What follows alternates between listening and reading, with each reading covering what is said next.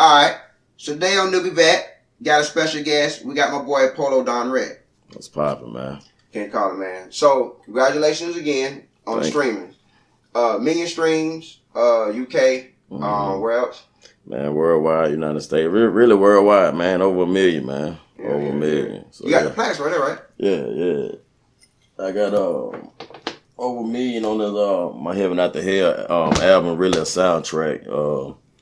I got the documentary on Amazon Prime. You can check my documentary. You went and shot a documentary on? Yeah, I got a whole documentary. Oh, man, that's what's like up, man. My childhood growing up, I went all the way back to Meridian, Mississippi, where my mama got murdered, the projects I grew up in, like everything. So, it's real deep. My auntie in here, my uncle in here. So, like, it's a lot of people in this documentary. It really meant a lot to me. So, when you watch it, about 31 minutes long, got videos at the end and stuff like that. So, it's some real stand-up stuff, you know what I'm saying? So, 1 million streams on that, man. I dropped that, I think, last year, you know what I'm saying? Yeah. So, last year, October, to be honest. Man, you know what I'm saying? So, it didn't even take a year, but, yeah, man, it doing real good. Yeah, it doing real good. That's real good, man. That's yeah. real good. And you said that's when you dropped last year. That's last year, October. It's a documentary. It's on YouTube? It's on YouTube. It's on Amazon Prime. It's on Tidal. It's on iTunes. I think it's iTunes or something like that. And I know it's on Daily Motion and stuff like that. So yeah, that's one of them right there. Okay. And then I got my plaque from the UK, 100,000 streams for Bounce That for a Bag, but it's a way over 100,000. When I got this plaque, it was already about 200,000. So it just taking time for it to come. But yeah, man, it's that's 100,000. Then I got the one I did with Pastor Troy and Lil Kiki from Houston, Texas. Yeah, and this right here, it's over 100,000 too. But it's everything in motion, man. Everything going, man. I did this song back in 2015, man. I'm still getting radio play off this song still. So it's all I can tell everybody, man. You got to stick to the grind, man. Stick to your hustle, you know. And I tell everybody, man, I told them, before all the corona happened, I said, man, independent artist, we the luckiest one. Oh, yeah, man. 2020. We actually grinding it out, really. Yeah. This is like 2020 is our year. Yeah, pretty much. If you're an independent artist or independent anything, this is your opportunity while everything is shut. Yeah, everything shut down. These labels ain't dropping half like that. I done drop at least 1 or 2 projects every month since 2020 started. Right.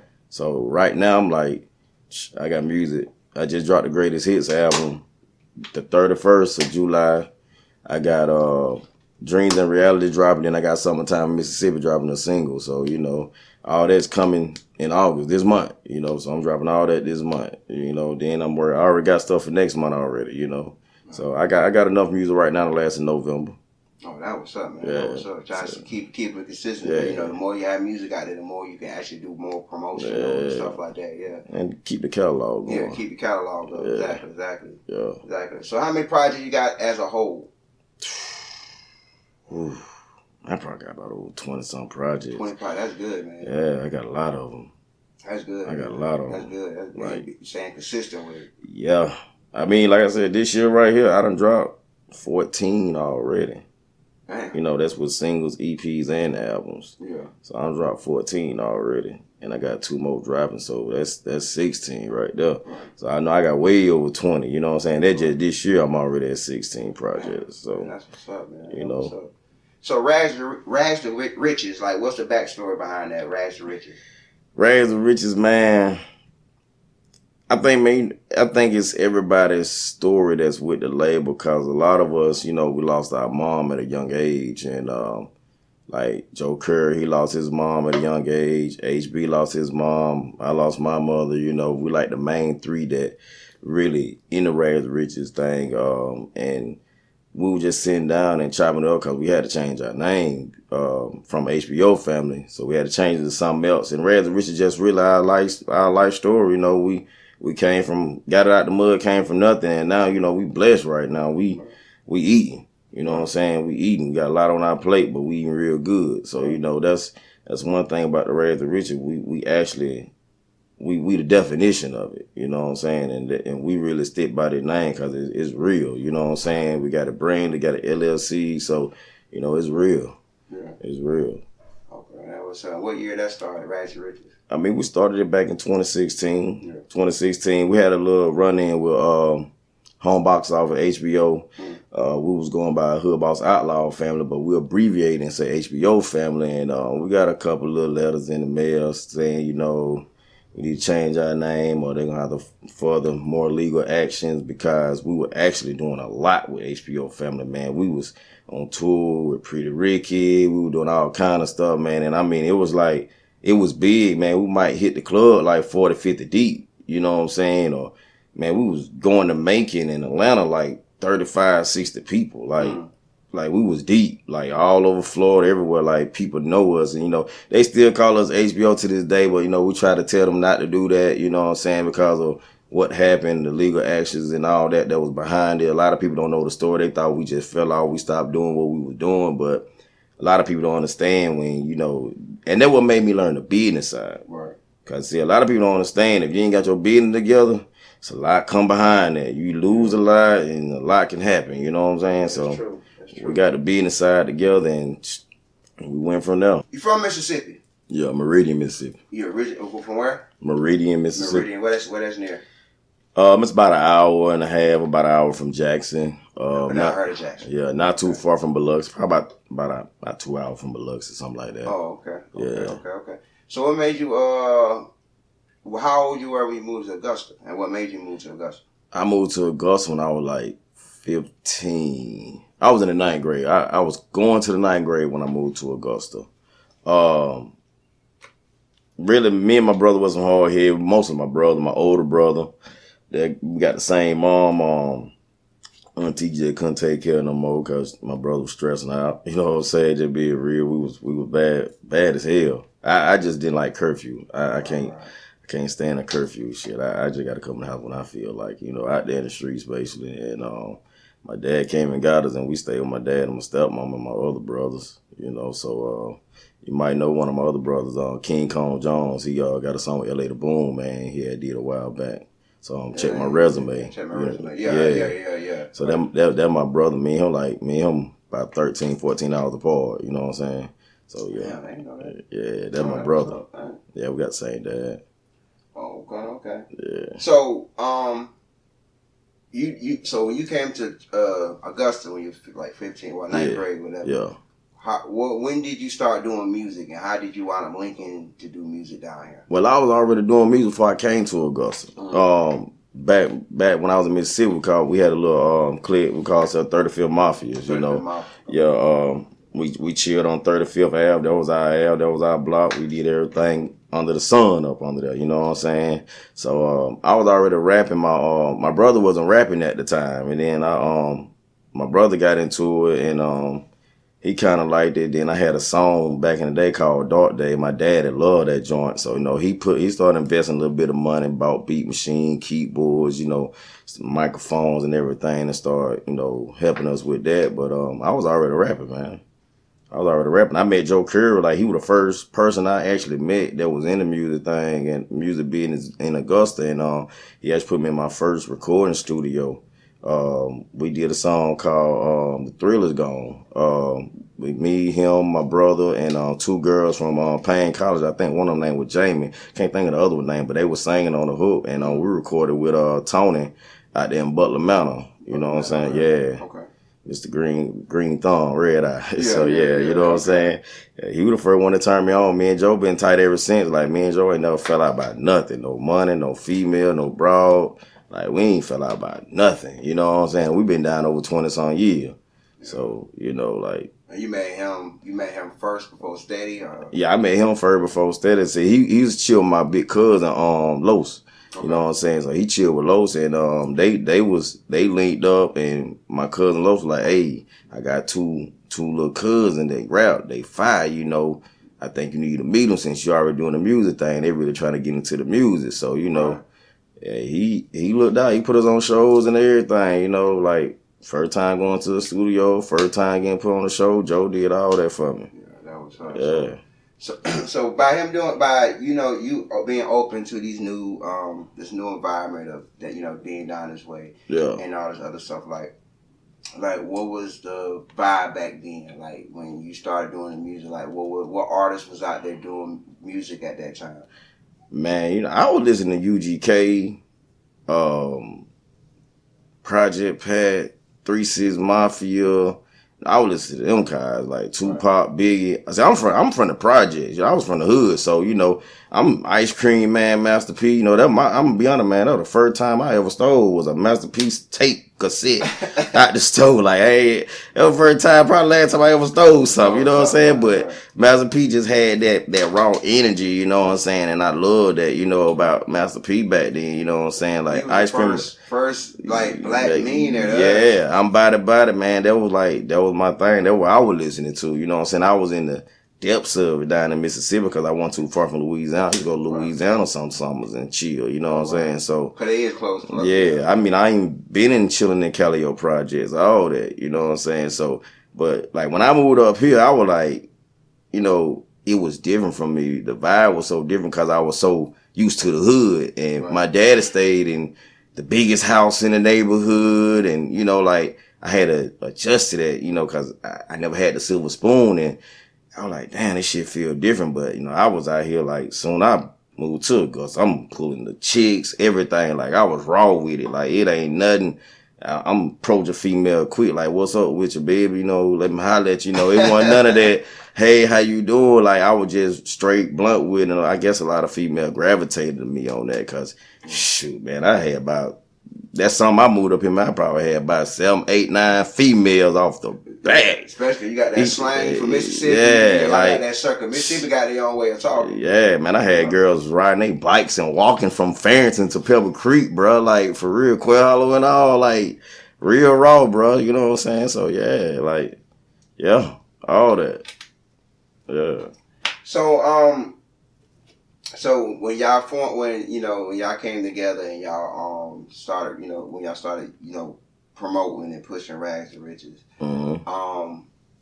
what was the adjustment for y'all in Augusta music scene, to make y'all name stamp in the music? Was y'all name already stamped in the music scene in Augusta, or y'all had to basically build that up through? Man, to be honest, before Rags to Riches, like I told you, Hood Boss Outlaw family. And I'm going to break it down for you. Everybody that's in Augusta right now that's doing something, 9 times out of 10, they was with us or they was affiliated with us one part of the time in their life. Kevin got balls. I've been knowing her since she was a little jit. We put her on shows over there on 12th Street at the E&J Curry corner store. Joe Curry owned that. Him and his granddad and his dad owned that. Yeah. So we used to do a lot of block parties. Rufus and them used to come out, set the stage up. We used to throw shows, man. We used to be like 4th of July, man. We'll go and cook for the whole neighborhood. You come get you a free plate, man. We putting like $500-$600 worth of food on the grill for free. Right. We ain't never asked for a dime. We ain't never asked for no handout from nobody. We were the first ones on that Independent Sunday with Kid Joe. We were the first record label to get interviewed. And our song, everybody that had a song during that time with us, everybody's song got played. Everybody got an interview. We put like this, F Dirty, called Self Floyd in the Sky Now, he was with us. ATL Quan, he would call himself Lil DQ. He was with us. ATL Elite, he was with us. Chuck Corbin, sounds great. He was with us. We've been knowing Spielberg shouted back when he was with his dad, DJ Nash, when he had the perm and slip back, you know what I'm saying?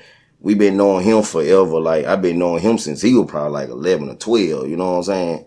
Man, it's like Lil Kayla. What she calls herself, Stuck Up Kayla now. Stuck Up Kayla. Yeah, she was with us. Her backup dancers, all them with us. Man, probably any artist you can name right now, man, they was affiliated with us or mess with us back in the day, or they still do mess with us. Like, man, that's a lot of it really ain't nowhere around. If you say HBO, man, it's a lot of people. D-Red, the promoter D-Red Entertainment, he was with us. Zay, we call him Zay Rain Man Jr., he was with us. Like, bro, it was everybody with us. Like, one way or another, and they was affiliated with us or they were with us somehow, some way. Yeah. It really ain't no getting through it. You had to come through us. Empress Pearl, she was with us because we had, Joe Curry had 2 Poetic Entertainment too. Empress Pearl with us. You know what I'm saying?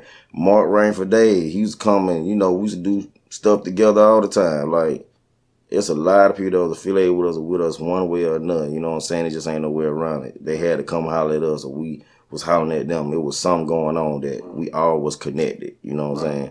Like, we really was connected to everybody. You know, now the scene is different. You know, I was doing a lot of shows down here with Bird and Rain Man, Red Rain Man, and Scott Snowflake, when he was running Club Fiescos. When Bird and them had 3L before what it is now, you know what I'm saying? Like, and Jeff Knight, when he had his club, when he was on Riceboro Road and when he was out here on Tobacco Road, I was doing shows. You have Nice Lounge, ain't it? Yeah, Nice Lounge, Lounge. Them cats right there, they paid me to do shows. You know what I'm saying? Them, I can actually honestly say, them promoters there, they was never on, I'm not gonna pay an independent artist. But see, you gotta understand, I used to bring people to the club. If I come to the club with 20, 30 people and everybody paying, you can pay me. You feel what I'm saying? That's just how I feel, you know. And that's one thing I respect about them cats there. Like the new promoters now, I don't know what they got going on. I couldn't tell you what they got going on. Like, what you mean? Like, as some artists that I feel like that's down here should be getting paid for some show, they be doing it for free. Right. You know what I'm saying? Like, if I'm finna bring you 30 people, you finna give me something. You finna give me at least $100. I don't care if it's just 100 straight up. You gotta give me something because I'm finna put money in your pocket. And that's what you call keep the money recycling. I bring money to you, you bring money to me. Right. That's just how the game go. That's why a lot of cats, you know, told you, no, you gonna pay me because I can go to Atlanta and get paid. I go to Columbia, South Carolina, and get paid. I go to Wilmington, Charlotte, North Carolina, get paid. I go to Jacksonville, Florida, like Mississippi. Oh, man, I got 4 shows coming up in Mississippi. All unpaid. These people pay me like I'm not doing this for nothing, man. If I pay for the studio time, I pay to distribute this music, I pay for the artwork, I'm finna get paid somehow, some way. It's an investment. Yeah. So if you know my music good and I'm already getting some radio play in your area or somewhere, it just only right. Right. That's just how I look at it. As a real independent artist that really put some bread and some footwork in. Right. You know, we just did the show, the August Fest. I did that as a favor, you know what I'm saying? But you gotta build certain relationships that you want, you know what I'm saying, with certain people. So, you know, that's connected to, you know, stuff that you have going on. And they might have other things, bigger things coming up, like more opportunities, right? Yeah, and that's the thing. My whole time I was out there, we did a lot of promoting. We passed out flyers. We got our banners up, you know. We do good performances. People know our name. Mm-hmm. People following us on IG. I probably got like 7 followers from last night. Mm-hmm. It wasn't a big crowd, but 7 followers out of that crowd, that's good to me. That's good, yeah. It's organic. Right. I ain't buying nothing. You ain't buying nothing, right. So I can really say every person I have on Facebook as a Facebook friend, I know all 5,000 people. Right. Like almost personally, you know what I'm saying? It's crazy, but it'd be hard for me to go delete somebody when I meet somebody new. Right. But I just won't create a new page because I feel like I don't have time for trying to manage 2 pages. Yeah, I don't have time. That's a time job. It's a time consuming. It's time consuming. Yeah, and then that social media, like I was talking to I think it was Pot Life Ronda. I was telling him that social media is a drug. Mm-hmm. It's a drug by itself. Yeah. So it's like, you know, you might go on there just saying you just finna upload something for 5 minutes and get off, but you been up for 30 minutes, I don't even know. Yeah. It's like going to Walmart. You don't expect to pay $20. Yeah, it's $185. It's always $100 every time you go to Walmart. Yeah, you can't beat it. You can't just ain't no way around. One item, 110. Like, yeah, damn. Yeah. Yeah, man. So okay. So dealing that you work with a lot of artists in Augusta. Mm-hmm. And network and basically, you know, had these, you know, connections and bonds with everybody. Why do it comes to a point where it don't stay sufficient or it doesn't stay like, you know, you might create a network bond with someone and it be a good establishment at first and then it just dries out. Like a lot of people fall back. A lot of people change different routes. They change teams. They, you know what I'm saying? Like, why come everybody just can't think of one good picture, the big picture, and work together so everybody can eat? The answer to that, man, it's a few answers to that. One of them, everybody ain't genuine. Everybody ain't loyal. A lot of people see the fame instead of the fortune. Right. You know what I'm saying? A lot of people see you know, you can have one dude over here dressed in Versace down, and then you can have another dude here just in a t-shirt and a pair of shorts. You know, you on the outside looking in, you don't know what's really going on. You feel what I'm saying? But my whole thing, if I got $1 million, why I gotta show you that? Why I gotta look like I got $1 million? Why you know what I'm saying? I don't have to show you that I got $1 million. You know what I'm saying? I'm gonna show you the business side, and I try to teach all the artists this, the business side. They don't want to learn it. They really don't. They don't want to learn. I actually have people that pay me $500, almost $1,000 to get their paperwork right. And I got an album that I dropped called a red print to tell you everything you need to know. I have artists be trying to get me to do the same thing. I don't have time for that. And that's why I dropped this album, because I ain't have time for it no more. Right. But the thing is, I'm like, I'll sell you the album for $50 and you gonna get everything. But you would still rather pay me. I actually had to do this. I said, bro, I'm just sell you the album for $50 and you can do it yourself. And you know, you have all the access to everything. You know, I won't know none of your business. You know what I'm saying? Bro, I'd rather you do it, man. I give you $600. So you want me to know your social and everything, birth. So I be like, everything. Bro, I'm trying to sell you the album for $50, bro. You know, you can do. I give you $600. All right, I'll take it. Yeah, I can't argue with that. I'm gonna still send you the album because you really bought it. You know what I'm saying? So you get the album on the house now. Yeah. So, but you know that's one thing I noticed by a lot of artists. They don't want to learn the business. They get mentally lazy. Cause like when it comes to artists, like when I say about mentally and physically lazy, when it comes to the paperwork, because it's like they're quick to write it, they lyrics, and write their hooks, verses, and recite it, or some will just write it in their phone, or some will just freestyle it off the head. They'll take the time into doing that, and then you have some ones that real serious about their music would be in the studio critiquing everything when it comes to the mixing. Yeah. But then when it comes to the paperwork side, where the money comes in at, the money doesn't come in the studio. Yeah. The money comes on the paperwork. And I tell them, I said, look, a hit is not made, it's market. Right. Anybody can make a hit. Anything can be a hit. Yeah. Anything. You gotta market it. Right. It's like I was like, with another conversation that I had, it's like the ways of the hip hop or music in general, it never stays the same. It always changes. So it's like, even when, you know, because I'm a musician myself, so even when it's like we do music, I was raised on the fact that you had to say something in your rhymes. You had to be lyrical. You had to say some stuff that people can relate to. And then you had to be on beat. True. But we see that doesn't. You don't even see that now, God. So you know you can make money on not making sense and not being on beat. And it's called marketing. It's called marketing. Right. That's it. The proof is out there for people, but people don't pay attention to it. Like you said, they just see the fame. That's all. You know what I'm saying? I tell a lot of people, man, if you just looking at something, you don't even know what that person had to do to get what they got. Right. So you can't just be like, yeah, man, it's not gonna happen. I tell you, every artist that's down with the label, man, I'm not selling nobody no dreams. I'm telling them, look, if you put hard work and dedication in it, you can have plaques too. You can get money. You can cash out $2,000-$3,000 royalty checks too. Right. But you gotta follow the print. You with somebody that know how to do it. I don't think you just follow the plan. If you follow the plan, guarantee it's gonna work. Right. I'm living proof. Right. I follow the red print. I follow my own plan. Right. It's happening for me. Right. You know what I'm saying? I don't brag or boast, man. You the first one that probably seen these plaques. You know what I'm saying? I ain't put it on social media. Right. I know what I'm doing. I know what I got.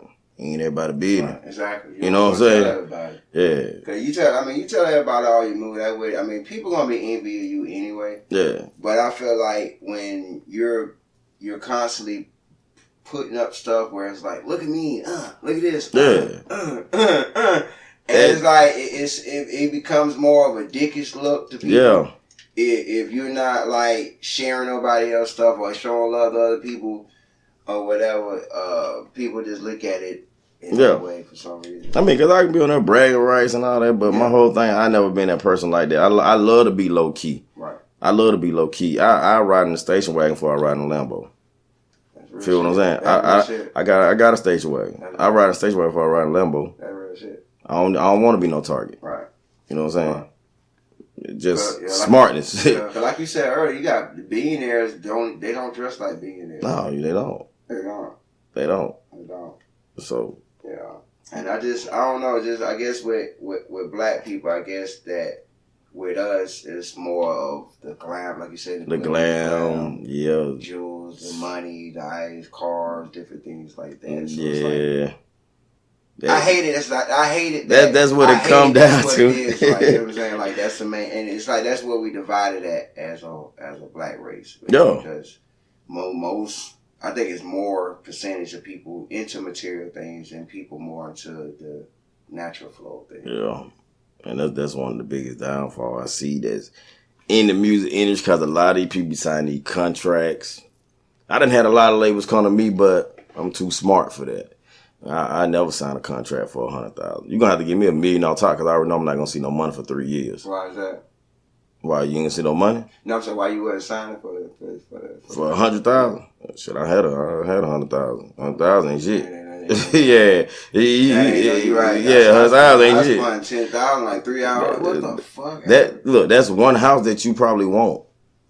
If you thinking about it like that, you know what I'm saying? $100,000 gonna give you a decent house. He gonna give you the dream house. Exactly. So you gonna spend your whole check on one house. Old foreclosed house or something. So you know, it just a way of thinking, man.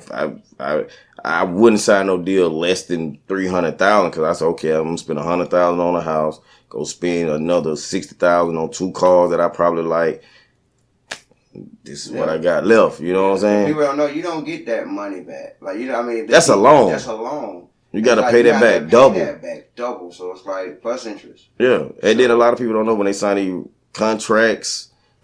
Man, these people take out life insurance on you. They got to. So, cause see, you're their product, right?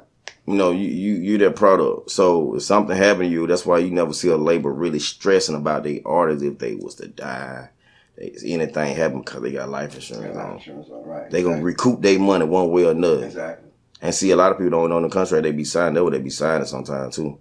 You know, I learned that game from one of my people. He taught me. He put me up on game, like a lot of game. And he was like, "I'm telling you, bro, just look. This is what's really going on." You know. Yeah. So the rap game is a dirty game, man. It's a real dirty game, especially if you know the dark side of behind it and people's intention. You got to think everybody in the game has an intention. You know, and so it's like it's all about you figuring out how can I put these pieces in place where it benefits me. Okay, I know you finna shit me over. I know that you got some type of motive, but how can I use it for my benefit? Yeah. You know, and can I take this bullshit from you? You know what I'm saying? Like, just different things like that. Yeah. You know, we done seen in the game where there's a lot of mainstream artists get fucked over by labels. I'm sure. Look at Demigod now. Right. Demigod want to sue now. You got a lot of labels a lot of artists that's just realized looking at their contract now, like, because they have the time now. They're not doing nothing. Going back to their contract, realize they done got screwed. Yeah, because like I told everybody, once the show stop, because that's all them artists got was show money. Right. Once them shows stop, now we finna see the problems. You want to see where the money at. See who you're really not getting no money. You ain't getting no money. You got a few Drake. You know, but that's from like they got to buy your albums, your music. Yeah. A lot of people, artists ain't buying it. And, you know, they ain't buying it. They just getting it, like you said, shows. Yeah, and that show money really unscrewed a lot of the artists up. The artists really hungry. They messed up right now, and that's why I told you about 2020 year for the independent. If you ain't putting out as much music as you can possibly you don't want it. You don't want it, because this is, I think after this, when everything pops back up, because it's like you don't have no distractions now. You know, you had the big concerts, you had all these stuff, so it drew away a lot of attention. But now, like you said, it's an opportunity. If you know how to market right. Yeah. It's also about your marketing. Yeah. So, but like I said, you came in, you had to give me the whole gift bag, bro. Like I said, you the first one on NewbieVeT come with the whole set, man. I'm gonna let you open it so you show everybody what it is, man. Like. You the first one brought me merchandise to promote, man. What's up? Rather Riches. I did 100 interviews. Rather Riches record t-shirt. Got the hat, man. Got the hat. We got my latest album that just came out, the greatest hit, Rolling Trays. Rolling Tray. Oh yeah. What else we got in here? Oh, also the liquor, man. You know what I'm saying? My own liquor, man. You know, Freeze Away. Shout out to my dog Tim being you know, got my own liquor. Made in Columbus, South Carolina, and Tennessee. So you know, These guys, you know. What flavor that is? This right here, strawberry peach, is a vodka. It's color. It's a flavor of vodka. Oh, shit. We also got like 4 more other lines. We got a cognac. We get ready to drop that probably by the end of the month. My dog, First D, he bought up under the cognac line. We also got Elu Race, a cran mango vodka. That's my cameraman, graphic guy, E. And we got the peach, curry peach, which is Joe Curry, my manager. That's his line. And my sister coming out with her line too, called Pride. So you put the whole family on, man. That's what's up, man. Look, I was always told, if you give them a job, they can't ask you for money. Yeah. You know what I'm saying? So the thing is, I know what you got. You know what I'm saying? So hey, if I give you a job, you can't ask me for no money. Exactly. Cause I know you got it now. Yeah. You know what I'm saying? Shit, all of us can sit at the table. Shit. Yeah. On top of our brand. So yeah, that's what's up. Yeah, man. You know, I always make sure, you know what I'm saying, anybody I do interviews with, anything, man, make sure they get some merch, you know. Also, we got the Red Print album, man, the game to be sold, not told. So, you know, yeah. Oh, yeah, see, man, that's what I'm talking about. You're a walking marketing advertising board. That's what's up, man. Word of mouth the best. Yeah, exactly. I see word of mouth put a lot of money in my pocket. Yeah, man. So, yeah. You don't talk, people don't know what you do, you don't say anything. You can't expect, because you got a lot of people that be in this, I call it an ego cocoon, like a cocoon. Yeah. Basically like a shell, ego shell, where it's like they feel like, okay, if they got a dope album, and a few people around them might tell them that, everybody don't know you have a dope album. So you can't expect everybody to treat you the same magnitude as this person treats you. Like, you know exactly. You have some people that walk in the room and just act, just automatically feel like they should get praise for it just because they're a dope artist or they're a dope promoter or dope whatever. You know what I'm saying? Yeah. So, but like you said, you have to network. Got to. And speak. It's a lot of the artists, man. I tell them, they got pride, man. They pride being away. You know what I'm saying? I'm gonna be honest, man. I be trying to help a lot of the artists. I try to motivate them. I mean, cause I know the level I'm on. You know what I'm saying? I'm really here to motivate and help. You know what I'm saying? Like I done did a lot. I done seen a lot. So my whole thing is if you trying to do something, you really serious about it. As long as you don't waste my time, we good. Soon as I see you waste my time, I can't fall with you no more. Right. So a lot of them will take it. A lot of them will take it as you're trying. A lot of artists might take it as you think you're better than them, or like you said, it's a pride thing. Yeah. A lot of artists don't like to be told they're doing something wrong. That's a lot. That's a lot. A lot of artists. That's a lot of artists don't like to be told they're doing something wrong. Doesn't matter what it is. And I be honest, man. I be seeing all the artists, man. I be like, man, he doing this all wrong, or she going about it the wrong way, and you can tell them. Like I hear some in their inbox, like, hey, you need to do this. You know what I'm saying? Before you do that, now, and I know it ain't done. Cause see, I'm big on the paperwork. I can just go and check, and I know if it's done right or not. You know what I'm saying? I be like, well, at least I told you. You know what I'm saying? So if you get screwed over, you get screwed over. See, me personally, I'm not here selling you no dreams. I'm not here, doing no live reviews and telling you, yeah, your music good or your music suck and taking your money. When I say, hey, you shoot me there right here, man, I'll make sure you straight. I'm going to make sure your music encoded, embedded, your sound exchange right, your BMI right, make sure like your stuff mastered and mixed, I make sure all that right. But, everything come with a fee. Everything come with a price. So you thought, speaking on the reviews, cause I've been seeing a lot of reviews lately. I mean, a lot of people do reviews. So do you think those music reviews are, do you think they valid or they have enough credentials where you have to, so some people charge $25 per song, some charge $50 per song. Yeah. And I understand it. I mean, they do it because if you have a large following on your live or something like that, but I mean, the most I've probably seen on someone's live, like maybe $100. I mean, not $100, but 100 people. Yeah. Which is, I mean, online, that's not a lot. No, it's not a lot. We got millions. It's millions of people in the world. You know what I'm saying? We're talking about online numbers. But in the person building, 100 people is a lot. Yeah. In person. But when you put those numbers online, that's not no numbers. Nah. So you got 5 or 10K. It's just different. Nah, it's a different. Now I'm reaching 10,000 people that I probably didn't reach before. Right. I'll do that. You feel what I'm saying? But if you're just reaching a couple hundred. Bro, I can mail my CD to everybody in the world and get their attention. Right. You feel what I'm saying? Right. Like, it's just that simple. Right. A lot of people don't think like that, though. Right. You know, man, everybody wake up in the morning and have a CD. Mail, like, the hell is this? Somebody gonna listen to it. Somebody gonna listen to it. That's what it is. It's in my mailbox. Somebody gonna listen to it. That's it. You know what I'm saying? Yeah. So, like, but the reviews. I knew we actually clever to go through somebody's neighborhood, just put a CD in everybody's mailbox, just haul at. I done that before. So I know it works though. You know what I'm saying? I know it works. I done actually took like 600 CDs and just put them in everybody's mailbox. It works. And that shit work. Yeah. It works because I actually had like 150 people come to the show one time, so I know it works. Yeah, you know what I'm saying. I'm glad you said that because one more question. I'm glad you said that because a lot of people don't understand when it comes to business, as in general business. It's not about the dollar. It's a psychological thing, meaning that okay, when you getting your consumers, your customers, your clients in.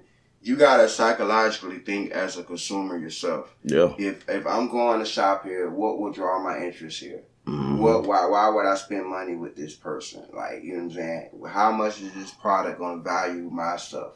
So, but a lot of people look at it like, okay, I'm gonna do a show. I'm gonna get 30 artists. I'm gonna pay. They're gonna pay like $200 a piece. And I know people. They're gonna bring their crowd. That's an automatically recipe for a disaster because we see it all the time. All the time. But. Right. It happens. Right. It happens. Right. And my thing is like I see a lot of people will pay for something that wouldn't help them make money. You feel if it makes sense, like know what you mean? You'd rather pay $200 to get on a show that's might help you and it might not help you. Oh, I got you. You know what I'm saying? So my thing, if you pay $200 to get on the show, why wouldn't you put like $200 in a Spotify campaign playlist or $200 in getting your paperwork right? And that's gonna that's gonna open you up. Yeah, open your music out. Yeah. So smart. A lot of people don't they don't even have no music distributor. Like it ain't no platform, but you just paid $200 to get on a show. But when you done performing, what can we find your music at? Yeah. If that makes sense. Yeah. That makes a lot of sense. You got a hard song, but we can't find your music nowhere. Yeah. That was a waste of money. Because can't nobody go download it, can't nobody go stream it. We can't purchase, we can't do nothing but just say, hey, can we hear you rap again? You know what I'm saying? Like, I'll be at your next show. Right. Because the problem with hip-hop, it's always been a problem with hip-hop since day one, since the beginning of hip-hop. Majority of the hip-hop artists are broke. Like, majority of us broke. Like, we don't have no money. So you'll have a few that be blessed with maybe endorsers or people that invest or something, or they might work and get their own money. So it's like different forms of the artist when it comes to the financial part. But it's like it's more broke rappers than people that have it. It's more so. It's like we as because you being CEO, one of the CEOs of Raz the Riches, you come across a lot of broke artists, and so it's like. Then you come across ones that got their shit together, but they might have personal problems. That's 1 out of 50. Yeah, right. 1 out of 50. 1 out of 50. Be honest. Exactly. And you dead ass right. 1 out of 50. You gonna go through 50 broke rappers and you gonna find one that's worth it. One. It's sad, but it's true. That's true. Yeah. That's true. And so it's like, and now you got it where artists where it's like they see so many free platforms that actually help artists like SoundCloud. There's a few artists that blew up on SoundCloud, but everybody didn't. Yeah. It's not a massive thing. So a lot of people flood that, Audio Mac, My Mixtape. Yeah, My Mixtape and stuff like that. My Mixtape. Yeah, but it's like you're not doing stuff that people are actually flowing to. Spotify is something that everybody, the gender majors, everybody into that. Yeah. So like you said, you would want to spend $200 in that instead of just miscellaneous type stuff. And I think a lot of people don't understand why they came up with the mixtape thing because, see, when you sign to a record label, if you don't have creative control and you go to the studio, they want one, just say if you sign a 1-album deal, 13 songs. Go to the studio, you make 100 songs. If the record label don't like none of them songs, guess what you gotta do? You gotta go back in the studio, make another 100 songs, and hopefully they like 13 of them songs. So this artist got so much music that they had to make a mixtape. and hopefully one of those songs catch. And then when that song catch, that when the record label say, hey, I want that song on this album. So you got one song. That's why they created mixtape. He still can't get paid off this music. Mixtapes you don't get paid off for. Yeah. So he can't get paid off the music because the record label really owns it. So that's why he dropping mixtapes. People don't understand. He don't have control. He don't have no rights to his music. He don't own his master. That's why they created mixtapes. When you have control of your music, stop dropping mixtapes and get paid. Put it on somewhere that's going to be able to get paid. I hear a lot of artists say, yeah, I'm about to drop the mixtape. Immediately turn off of me, I don't even want to deal with you. Right. I'm going to be honest. Right. Especially when I know you're not signing nobody. Right. Why are you dropping a mixtape? Yeah, you investing, like, why are you spending... You pay all this money for the studio time for what? Like, and then these original beats? You dropping a mixtape? Shit don't add up to me. Because a lot of artists, and honestly, a lot of artists now don't know the difference between a mixtape, an album, EP, LP. They don't know the yeah. difference. They don't know. So it's like, they just so here and so used to people dropping mixtapes. And it's like, that's just the number one thing people say, I'm dropping a mixtape. But why? Mixtape, yeah. I mean, your phone is your best friend, Google your best friend, anything you want to know, you just talk. You can, if you can't spell, you can talk into the speaker. Right. The mic join and say, hey, what does this mean? You know what I'm saying? I asked a lot of artists about Isrc codes and barcodes. They don't know what Isrc stand for. For anybody who don't know, International Standard Recording Code. That's your social security to your music. Exactly. Every song has a different one. It's a different one. So that's just a little game for the people that don't know. You know what I'm saying? You gotta understand that number and your barcode, them numbers that they track down to get you paid, your royalties. And a lot of people don't have the numbers because why they dropping mixtape, they ain't registering no music, they ain't did nothing. You actually wasting a lot of music, good music that you could actually make money from these records. Because if you drop, I've heard a couple mixtapes, I'm like, well, damn, this should have been a song. But, you know. A single, an album. It should have. Some mixtapes be hard. Hardest shit in the mixtape. Yeah, it should be an album. But then you hear the album, it's like, yeah. That's what they say about Lil Wayne. They were like, Lil Wayne mixtape's harder than his albums. Because he was in that.